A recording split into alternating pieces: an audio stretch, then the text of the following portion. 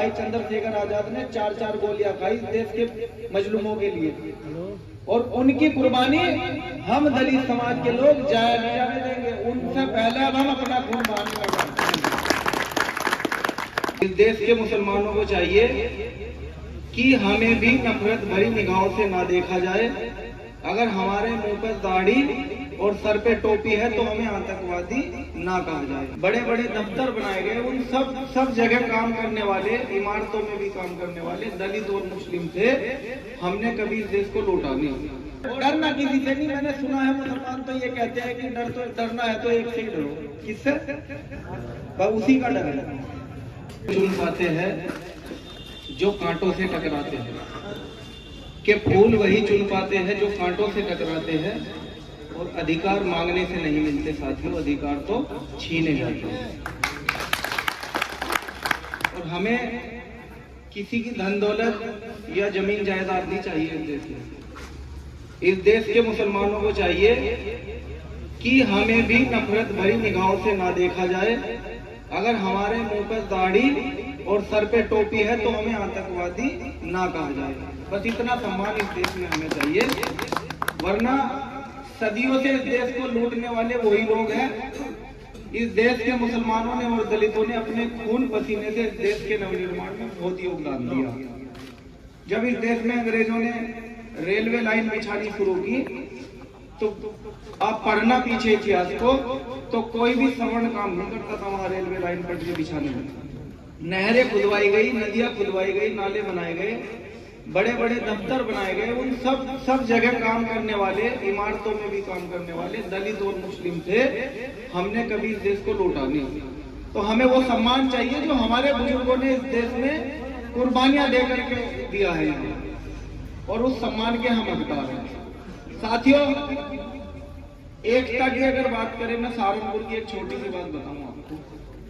2017 के चुनाव में कांग्रेस पार्टी को बेहट विधानसभा नंबर 1 नरेश सैनी को टिकट हुआ कांग्रेस से, और सारे सैनी समाज ने मिलकर के मुसलमानों के साथ नरेश सैनी को वोट दिया, और बीजेपी की इतनी बड़ी लहर में भी नरेश सैनी विधायक बने। भारतीय जनता पार्टी से नकुड़ विधानसभा में धर्म सिंह सैनी को टिकट हुआ था, और नकुड़ के सैनियों ने मिलकर के सबने भारतीय जनता पार्टी को वोट दिया और धर्म सिंह सैनी को विधायक बना लिया। एकता तो उनके अंदर है। उनका आदमी पूजक और सैनी किसी भी पार्टी से लड़े, वो अलग अलग सीटों पर अपने ही प्रत्याशी को वोट देकर विधायक देखना चाहते हैं।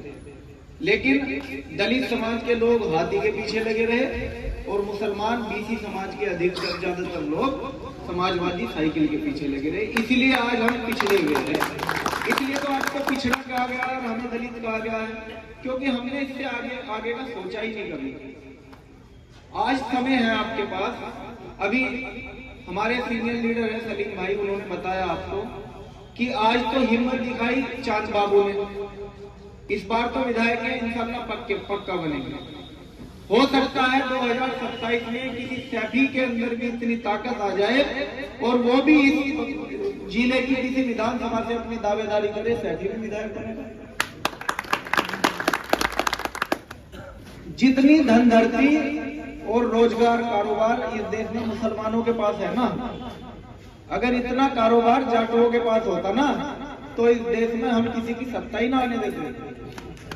इतने गरीब गुर्गे होने के बाद हमने हमेशा ही साइकिल पर प्रचार किया। हमारी पार्टी ने, जो पहली पार्टी थी, घर में खाने को रोटी नहीं थी। आज भी देख लो, दलित समाज के घर और मुस्लिम समाज के घर, मुसलमानों के पास बहुत बड़ी बड़ी बिल्डिंग है, 600 बीघे जमीनें हैं, किसी दलित के पास नहीं है। फिर भी हमने 4 बार अपनी सरकार बनाई है। आप भी अपनी हिस्सेदारी मांगो। अब समय है कि हिस्सेदारी लेने के लिए लड़ो, वो छीननी पड़ेगी, मांगने से नहीं मिलेगी। चाहे समाजवादी हो, कांग्रेस हो, या बहुजन समाज पार्टी हो, या आजाद समाज पार्टी हो, आप अपने हक के लिए लड़ना सीखो। अब लड़ो, और डरना किसी से नहीं। मैंने सुना है मुसलमान तो ये कहते हैं कि डरना है तो एक से ही डरो। किससे? उसी का डर है। और मौत एक दिन आनी है, वो कल आ जाए या आ जाए या अभी कुछ नहीं पता। हम किसी से चोरी नहीं कर रहे, हम किसी के घर में डाका नहीं डाल रहे। ये वोट है हमारा, ये अधिकार है लोकतंत्र में हमारा कि हम अपने वोट से अपना नेता, अपना जनप्रतिनिधि चुन करके अपनी समस्याओं के समाधान के लिए अपने प्रदेश की या देश की पंचायत में भेजे, ताकि वो हमारे क्षेत्र का विकास करे, हमारी समस्याओं पर वहां बात रखे और उनका समाधान करे। इसलिए जनप्रतिनिधि चुने जाते हैं, इसलिए वोट मिला था। आज भी इस देश में पैसे वालों का ही राज है। पहले राजा की रानी के पेट से राजा पैदा होता था, आज भी राजा ही विधायक और सांसद बनते हैं। हजार हजार करोड़ के मालिकों को टिकट होते हैं, वो जीतने के बाद अपना कारोबार बढ़ाने में लगते हैं। तो आप लोग बदलाव करो। हाजी चांद बाबू बहुत बड़े अंतर से, आप देखना कि पूरा जाटव समाज मिलकर के हाजी चांद बाबू को चुनाव लड़ा रहा है। भाई चंद्रशेखर आजाद ने 4-4 गोलियां खाई देश के मजलूमों के लिए, और उनकी कुर्बानी हम दलित समाज के लोग जाया नहीं जाने देंगे। उनसे पहले अब हम अपना खून बहाने लगा। आप भी किसी एक को अपना रहबर रहनुमा चुन लो और ये कह दो कि अगर अब हमारे हकों के साथ चोरी की जाएगी, डकैती की जाएगी, तो अब हम जिन्हें बनाना जानते हैं हम उन्हें बिगाड़ना भी और गिराना भी जानते हैं। मैंने मलिक समाज की मीटिंग हुई थी, उन्हें भी बताया था 70 साल कांग्रेस ने राज किया, बुरखा और खुरपा के ऊपर किया ना, लेकिन किसी भी प्रदेश में बुरखे और खुरपे को मुख्यमंत्री नहीं बनाया उन्होंने। आखिर कब तक सोए रहोगे? हमने जो हमारे मान्यवर काशीराम साहब थे, उन्होंने खुद की पार्टी इसीलिए तो बनाई थी कि वोट हमारा, राज उनका। वो हमारे लोगों को अधिकार नहीं देंगे, हमारे लोगों को सत्ता में पावर नहीं देंगे, इसीलिए अपने वोट को इकट्ठा करके खुद की सरकार बनाएंगे और अपनी समस्याओं का खुद समाधान करेंगे। तो आप भी दूसरों का पीछा छोड़ करके अपने नेता को चुनो। आज आपके पास सुनहरा मौका है। आपके हर मुद्दे पर चंद्रशेखर आजाद जितने बेबाक तरीके से अपनी बात रखते हैं, जिस तरह से प्रशासन से वो भिड़ जाते हैं, इतनी तानाशाही हिटलरशाही सरकार जो खुद को मजबूत बताती है, जिसके सामने अच्छे अच्छे दबंग जेलों में बैठे हैं, उस सरकार से अगर कोई सीना तान कर बात कर सकता है तो वो चंद्रशेखर आजाद ही है और कोई नेता नहीं है।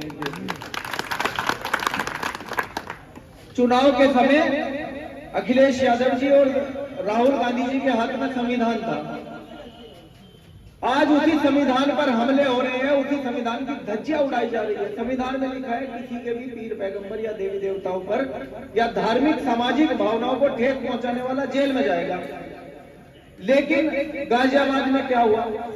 नबी की शान पर गुस्ताखी हुई, डॉक्टर अंबेडकर की तस्वीरें तोड़ी जा रही है, हमारे संतों बुजुर्गों का अपमान किया जाता है, मूछें रखने पर, दाढ़ी रखने पर, टोपी रखने पर, पगड़ी पहनने पर, बारात चढ़ाने पर, घोड़ी चढ़ने पर, पानी छूने पर। संविधान का उल्लंघन ही तो है। चुनाव के समय वो संविधान खतरे में बता रहे थे। आज चुनाव खत्म हो गया, ना उनके हाथ में संविधान है, ना ही वो जनता की परेशानियों में जनता के बीच है। तो वो नेता हमेशा से ही आपका इस्तेमाल करने आते हैं और इस्तेमाल करके चले जाते हैं। उनके बाप दादाओं ने, इंदिरा और नेहरू ने, राजीव ने भी यही किया। आगे राहुल और प्रियंका भी आपको गुमराह करने का काम कर रही है। अखिलेश और मुलायम ने भी आपको धोखा दिया, मायावती ने भी आपको धोखा दिया। अब आपके पास समय है, कोई सच्चा ईमानदार लीडर आपके बीच में आया है, आप उसके हाथों को मजबूत करो। भाई हाजी चांद बाबू को केतली के सामने वाला बटन दबाकर आप सब लोग मिलकर विधायक बना दो, फिर देखना आपकी तरक्की और उन्नति के रास्ते खुलेंगे।